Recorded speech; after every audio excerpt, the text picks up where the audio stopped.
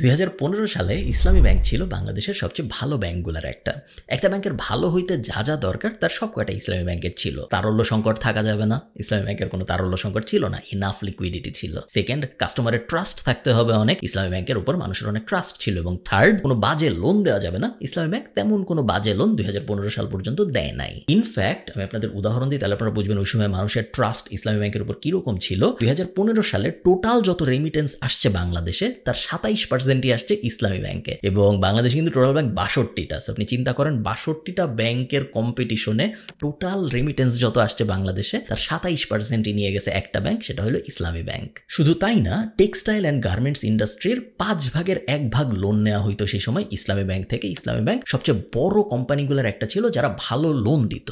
Fast forward মাত্র 9 বছর, আপনি দেখেন কি হইল। ইসলামী ব্যাংকে অ্যাকাউন্ট খোলার কথা এখন মানুষ ভুলেও ভাবে না। ইসলামী ব্যাংকে যাদের অ্যাকাউন্ট ছিল, যাদের টাকা পয়সা ছিল, তারা বেশিরভাগই অ্যাকাউন্ট ক্লোজ করছে অথবা টাকা পয়সা সরাই নিয়ে গেছে। অনেকে আছে যাদের হয়তো একটু অ্যাকাউন্ট আছে, বাট ওই অ্যাকাউন্টে এখন আর মেজর টাকা নাই। এবং ইসলামী ব্যাংক এখন এমন একটা ব্যাংক হয়ে গেছে যেই ব্যাংকের মালিকানা নিয়ে পরিচালনা পরিষদের মধ্যে গোলাগুলি পর্যন্ত হয়। কিভাবে এই জিনিস হইল? কিভাবে মাত্র 9 বছরের মধ্যে সবচেয়ে ভালো একটা ব্যাংক থেকে সবচেয়ে খারাপ একটা ব্যাংকের উপাধি পেল ইসলামী ব্যাংক, জানার চেষ্টা করবো আমরা আজকের এই ভিডিওতে। এই ভিডিওটা যদি আপনাদের ভালো লাগে তাহলে বিজনেস স্ট্যান্ডার্ডের একটা আর্টিকেলের লিঙ্ক আমি দিয়ে দিব ডেসক্রিপশনে। ওই আর্টিকেলটা যদি আপনারা পড়েন তাহলে আপনারা এই বিষয়ে আরো বিস্তারিত জানতে পারবেন। এটা কোনো স্পন্সর্ড বা এরকম কিছু না, ওই আর্টিকেলটা আমি পড়েছি এবং ওখান থেকেই আমি এই ভিডিওর আইডিয়াটা পেয়েছি, যেই কারণে আমি এই জিনিসটা শেয়ার করলাম আপনাদের সাথে। 2013 সালের কথা, আওয়ামী লীগ সরকার ক্ষমতা আসলো 2009-এ। 9/11 হইল, পুরা দুনিয়ায় জঙ্গিবাদ ব্যাপারটা প্রচার পাওয়া শুরু হইলো।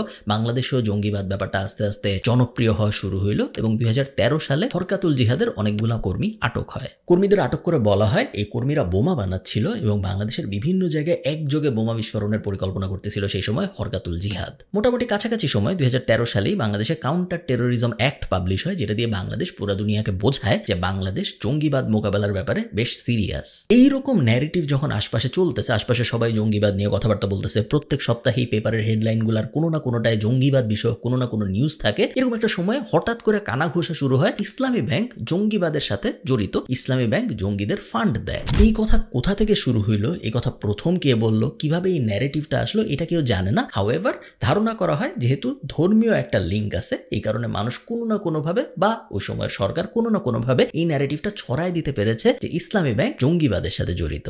ওইরকম একটা সময়ে সোনালী ব্যাংকের চেয়ারম্যান খুব বোকার মতো একটা কাজ করেন। তিনি পাবলিকলি সবার সামনে বলে বসেন যে বাংলাদেশ সরকারের উচিত কোন কোন ব্যাংক জঙ্গিবাদের মদত দেওয়ার সাথে জড়িত এটা খতিয়ে দেখা। এখন সাধারণ মানুষ বলা এক জিনিস, বাট যখন সোনালী ব্যাংকের প্রধান, বাংলাদেশের সবচেয়ে পাওয়ারফুল সরকারি ব্যাংকগুলোর একটা হলো সোনালী ব্যাংক, এই ব্যাংকের প্রধান যখন এরকম একটা জিনিস একদম সবার সামনে বলে বসে, তাহলে মানুষের কি দাঁড়ায় মনের মধ্যে? মানুষের মনের মধ্যে এটাই দাঁড়ায় যে উনি যখন বলছে তখন মনে হয় কোনো না কোনো ব্যাংক নিশ্চয়ই জঙ্গিদের মদত দেওয়ার সাথে জড়িত, নাহলে তো সোনালী ব্যাংকের প্রধান এরকম একটা কথা বলতো না, তাই না? এই সময় মন্ত্রী ছিলেন শামসুল হক টুকু, এবং শামসুল হক টুকু একদিন একটা মিটিংয়ে যান এবং মিটিং থেকে উনি যখন বাইরে আসেন তখন বাইরে সাংবাদিক দাঁড়ায় ছিল, কোনো অর্গানাইজড প্রেস কনফারেন্স বা এরকম কিছু না, সাংবাদিকরা এমনি বাইরে দাঁড়ায় ছিল, অনেক কিছু জিজ্ঞেস করতেছিল শামসুল হক টুকুকে। জিজ্ঞেস করতে করতে এক পর্যায়ে সাংবাদিকের এক প্রশ্নের জবাবে উনি বলে বসেন ইসলামী ব্যাংকের প্রফিটের 8% টাকা খরচ করে জঙ্গিদের ফান্ডিং এ। পুরা বাংলাদেশের ব্যাংকিং ব্যবস্থা একদিনের মধ্যে কেঁপে ওঠে এরকম একটা কমেন্ট শোনার পরে।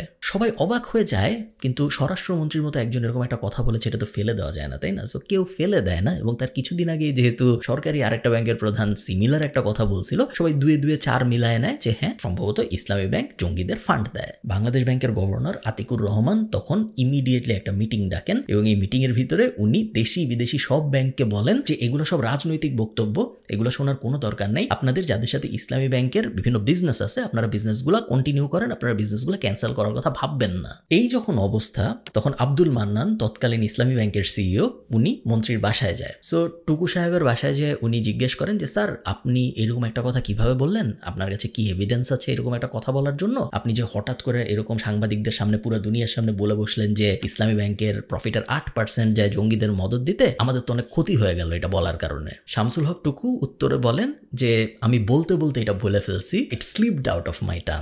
যাই হোক, এরপরে আস্তে আস্তে ইসলামী ব্যাংকের উপরে মানুষের ট্রাস্ট কমা শুরু হয়, বাট তেমন মেজর কিছু তখন পর্যন্ত হয় নাই। এই হইতে হইতে 2014 সাল চলে আসে এবং আরেকটা ইলেকশন হয়, যে ইলেকশনে আবারও আওয়ামী লীগ পাওয়ারে আসে এবং আওয়ামী লীগ একচ্ছত্র অধিপত্য নিয়ে পাওয়ারে আসে। প্রায় সব সিটি আওয়ামী লীগের ওই সময়। অনেকে বলে এবার পাওয়ারে আসার পরেই অ্যাকচুয়ালি আওয়ামী লীগ ইসলামী ব্যাংকের এগেইনস্টে 8-60 বেঁধে নামে। প্রথমেই ইসলামী ব্যাংকে 4 জন পরিচালক নিয়োগ দেওয়া হয় বাংলাদেশ ব্যাংক থেকে। এই পরিচালকরা এসেই নর্মাল কার্যক্রম সব বাদ দিয়ে অডিট বন্ধ করা, নতুন অডিট শুরু করা, একদম হাউকাউ কাবজাব একটা অবস্থা লাগায় দেয় ইসলামী ব্যাংকের ভিতরে বাইরের থেকে 4 পরিচালক এসে। এইরকম একটা সময়ে সবাই অদ্ভুত একটা জিনিস নোটিস করে। দেখা যায় কিছু কোম্পানি পাগলের মতো ইসলামী ব্যাংকের শেয়ার কেনা শুরু করছে। এখন ইসলামী ব্যাংক ঢাকা স্টক এক্সচেঞ্জের লিস্টেড কোম্পানি, ওদের শেয়ার যে কেউ কিনতে পারে, আপনি আমিও কিনতে পারি, কোনো সমস্যা নেই। বাট মানুষ অবাক হয় এই জন্য যে দেখে ইসলামী ব্যাংকের শেয়ার এমন এমন কোম্পানি কিনতেছে যাদের আপাত দৃষ্টিতে ইসলামী ব্যাংকের শেয়ার কেনা ছাড়া আর কোনো কাজ নাই। যেমন আমি আপনাদের উদাহরণ দিই, আমি এখানে লিখে রাখছি Excel dyeing and printing limited, Armada spinning mill limited, Paradise International, এরকম বিভিন্ন কোম্পানি, যেসব কোম্পানির কোনো অফিস নাই, কোনো কার্যক্রম নাই। এই যে Excel dyeing and printing limited, আপনার মনে হতে পারে এটা মনে হয় ডাইং অ্যান্ড প্রিন্টিং রিলেটেড একটা ব্যবসা, বাট না, ওদের একমাত্র কাজই হইলো এই কোম্পানিটা খালি ইসলামী ব্যাংকের শেয়ার কিনে, ওরা আর কিছু করে না। 6টা এরকম পেপার কোম্পানি মিলে 100 কোটি টাকারও বেশি শেয়ার কিনে ইসলামী ব্যাংকের। কেউ জিজ্ঞেস করে না যে এই 100 কোটি টাকার শেয়ার যারা কিনতেছে এই কোম্পানিগুলো আসলে কারা, এদের কাছে এত টাকা কিভাবে আসতেছে, এত এত কোটি কোটি টাকার শেয়ার কিনতেছে ইসলামী ব্যাংকের, কেউ জিজ্ঞেস করে না। সাধারণত আপনি যদি কোনো একটা কোম্পানির একটা পার্সেন্টেজের মালিক হন, সেক্ষেত্রে আপনি ওই কোম্পানি পরিচালনা পরিষদে বসতে পারেন। যেমন ইলন মাস্ক যখন টুইটারের একটা বড় পার্সেন্টেজ কিনে ফেলছিল শুরুতে, তারপর কিন্তু ইলন মাস্কের ভোটিং পাওয়ার সৃষ্টি হয়েছিল টুইটারের ভিতরে। তো এই পেপার কোম্পানিগুলোর কাছে এত পরিমাণ ইসলামী ব্যাংকের শেয়ার চলে আসে যে এই পেপার কোম্পানিগুলোর প্রত্যেকেই নিজেদের পরিচালক বসানোর সুযোগ পায় ইসলামী ব্যাংকের ভিতরে। মাত্র 1 মাসের মধ্যে ইসলামী ব্যাংকের সিইও বদলায় যায়, ডিরেক্টর বদলায় যায়, পরিচালকরা সবাই বদলায় যায়। মোটামুটি ইসলামী ব্যাংকের উপরের লেভেলে যত কর্মকর্তা ছিল সবাইকেই বদলায় ফেলা হয় এই নতুন অ্যাপয়েন্টেড পরিচালকদের দ্বারা। এই পেপার কোম্পানিগুলোর মালিক কে ছিল জানা যায়, এই প্রত্যেকটা পেপার কোম্পানির মালিক ছিল আসলে এস আলম গ্রুপ। অফিসিয়ালি ইসলামী ব্যাংকের মতন আছে, বাট অ্যাকচুয়ালি সবাই বুঝতে পারে যে ইসলামী ব্যাংক এখন চলে আসছে এস আলম গ্রুপের অধীনে। আচ্ছা, মনে করেন আমি আপনাকে একটা ব্যাংক দিলাম, কোনো কথা নাই বার্তা নেই, আপনাকে বললাম যে আজকে থেকে আমি তোমাকে একটা ব্যাংক দিচ্ছি, তুমি এই ব্যাংকের মালিক। আপনি কি করবেন? অপশন 1, আপনি যদি ব্যবসায় ভালো হন বা আপনার যদি ব্যবসা করতে আগ্রহ থাকে, আপনি বলতে পারেন যে আমি এই ব্যাংককে ব্যাংকের মতো করেই চালাবো, আমি লোন দিব, লোন থেকে ইন্টারেস্ট আসবে, আমার ইনকাম হবে, আমি আবার মানুষকে ডিপোজিট স্কিম দিব, মানুষ ডিপোজিট রাখবে, আমি ইন্টারেস্ট দিব, ওই মাঝখানে যে ডিফারেন্সটা আসবে ওটা হবে আমার ইনকাম। যেভাবে পুরা দুনিয়ায় ব্যাংকিং চলে, আমি ব্যাংককে ব্যাংকের মতো করে চালাবো। অপশন 2, আপনি বলতে পারেন যে আমার ভাই ব্যাংক লাগবে না, আমি ব্যাংকের কিছু বুঝি টুঝি না, আমি ব্যাংক বেচে দিব, আপনি ব্যাংক বেচে দিলেন। অপশন 3, যেটা এস আলম গ্রুপ করে, সেটা এই দুইটার একটাও না, সেটা পুরোপুরি অন্য আর একটা ব্যাপার। ইসলামী ব্যাংক যখন তাদের হয়ে যায় তখন তারা ঠিক করে যে তারা এখন থেকে ইসলামী ব্যাংক থেকে অনেক লোন নিবে, অনেকটা নিজের ব্যাংক থেকেই নিজের লোন নেওয়ার মতো একটা সিচুয়েশন তৈরি হয়, যেখানে কোনো লোন কখনো আটকায় না, কারণ ওই ব্যাংকও আমাদের, বাকি সব কোম্পানি যারা লোন নিচ্ছে সেগুলোও আমাদের। S Alam steel and sugar factory নেয় 4200 কোটি টাকা, S Alam vegetable oil company নেয় 4100 কোটি টাকা, S Alam super oil company নেয় 3900 কোটি টাকা। মাত্র 5 বছরের মধ্যে দেখা যায় এস আলম গ্রুপের অধীনে যেসব কোম্পানি ছিল তারা ইসলামী ব্যাংক থেকে টোটাল লোন নিয়েছে 14,000 কোটি টাকারও বেশি, এবং অবশ্যই এই লোনের কোনো টাকা তারা কখনো ফেরত দেয়নি, বিকজ নিজেদের ব্যাংকে নিজেরা টাকা ফেরত দেবো কি জন্য, আমাদের।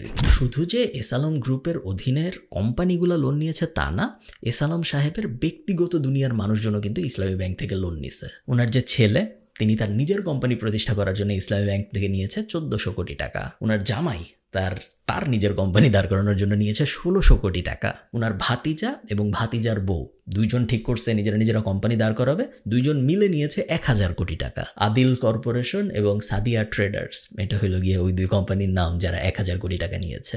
একটা ব্যাংক কখনোই এত পরিমাণ অপরিশোধিত লোন দিয়ে চলতে পারে না, এটা কখনোই সম্ভব না একটা ব্যাংকের পক্ষে যে আমি হাজার হাজার কোটি টাকা খালি লোনই দিচ্ছি, আমি এই লোন রিকালেক্ট করতে পারতেছি না, আমার এই লোন পরিশোধ হচ্ছে না, চলা সম্ভব না এভাবে। ইসলামী ব্যাংকের অবস্থা এক্স্যাক্টলি তাই হয়েছে। ইসলামী ব্যাংক মোটামুটি পুরোপুরি ধ্বংস হয়ে গেছে বলা যায়। ইসলামী ব্যাংকের তারল্য সংকট চরমে। ইসলামী ব্যাংকের প্রত্যেক মাসে লোন নিতে হয় সেন্ট্রাল ব্যাংক থেকে, বাংলাদেশ ব্যাংক থেকে, শুধুমাত্র ওই মাসে যারা ইসলামী ব্যাংকে চেক জমা দিছে বা যারা ফিক্সড ডিপোজিট ভাঙাইতে চায় তাদের টাকা পরিশোধ করার জন্য। এবং এটাই স্টোরি। এইভাবে ইসলামী ব্যাংক মাত্র 5 থেকে 7 বছরের মধ্যে সবচেয়ে পাওয়ারফুল, সবচেয়ে প্রমিনেন্ট, একদম ideal example of a bank থেকে জাস্ট লোন দেয়া, আজে বাজে লোন দেয়া, লোন কোনোদিন ফেরত নিতে না পারা করাপ্ট একটা ব্যাংকে পরিণত হয়েছে। কিছুদিন আগে আওয়ামী লীগ সরকার পতনের পরে বেশ বড়সড় পরিবর্তন ঘটে চারিদিকে, এবং ইসলামী ব্যাংকের ভিতরে এই পরিবর্তনের ছোঁয়া দেখা যায়। শোনা যাচ্ছে 2017 সালের পরে এস আলম গ্রুপের ইসলামী ব্যাংক অধিগ্রহণের পরে যত মানুষকে নিয়োগ দেওয়া হয়েছিল, অ্যাটলিস্ট উপরের স্তরে যত মানুষকে নিয়োগ দেওয়া হয়েছিল তাদের সবাইকে বাইর করে দেওয়া হবে এবং ইসলামী ব্যাংক আবার পুনর্গঠন করা হবে। অ্যাকচুয়ালি কতটুকু কি হবে, এত হাজার হাজার কোটি টাকা লোন দেওয়ার পরে অ্যাকচুয়ালি আদৌ ইসলামী ব্যাংক আবার আগের পারফরমেন্সে ফেরত আসতে পারবে নাকি, এটা কেউ জানে না, বাট অ্যাটলিস্ট চেষ্টা করা হচ্ছে। আপনি যদি আমাকে পার্সোনালি জিজ্ঞেস করেন যে পরিমাণ ক্ষতি হয়েছে, আমার মনে হয় না এই ক্ষতি আর কখনো রিকভার করা সম্ভব। ইসলামী ব্যাংকের এই গল্পটা প্রতিনিয়তই আপডেট হচ্ছে। সো এই ভিডিওটা আমি রেকর্ড করার পরেও আমি শিওর আরও অনেক আপডেট আসবে। প্রায় প্রত্যেক দিনই বাংলাদেশ ব্যাংকের গভর্নর নতুন বা আমাদের অর্থ উপদেষ্টা নতুন, ওনারা প্রত্যেক দিন নতুন নতুন কিছু বলছেন ইসলামী ব্যাংকের এই ঘটনা নিয়ে। তো আমি চেষ্টা করবো ওরকম কিছু লিঙ্ক ডেসক্রিপশনে দিয়ে দেওয়ার। টাটা।